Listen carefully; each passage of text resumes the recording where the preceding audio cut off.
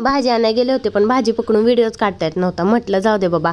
तर वरती आले आणि परीची घाईच लागली काहीतरी खायला बनव. मग म्हटलं चल बटाट्याचं काहीतरी नवीन ट्राय करते, कारण ती भरपूर महाग लागली होती.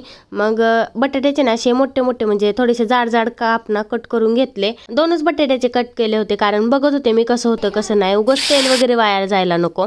मग ते बटाटे तळून वगैरे घेतले, मस्त लाल होईपर्यंत तळून घेतले आणि प्लेटीत काढून घेतले. आता याला मस्त असं थोडंसं तेलाचा जिरी मोहरीचा तडका द्यायचा आहे. त्याच्यामुळे मग कढईमध्ये थोडंसं तेल टाकलं, त्याच्यामध्ये कढीपत्ता आणि मोहरी टाकली, जिरे तर नव्हती. थोडीशी हळद आणि मीठ टाकून मस्त असं मिक्स करून गॅस बंद करून त्याला झाकून ठेवलं, कारण त्या अगोदरच तेलामध्ये शिजला होता बटाटा. आणि आता चटणी वगैरे काय टाकली नव्हती, कारण अद्विक पण खाणार होता. म्हटलं खाल्लं तर खायला आवडीने. मग मी पण खाऊन बघितलं, मस्त लागत होता. आणि अद्विक बघा माझ्यासारखी सेम ॲक्शन करत होता आणि परीने पण खूप मन लावून खाल्लं. आणि आमचं पिल्लू बघा. तर चला बाय.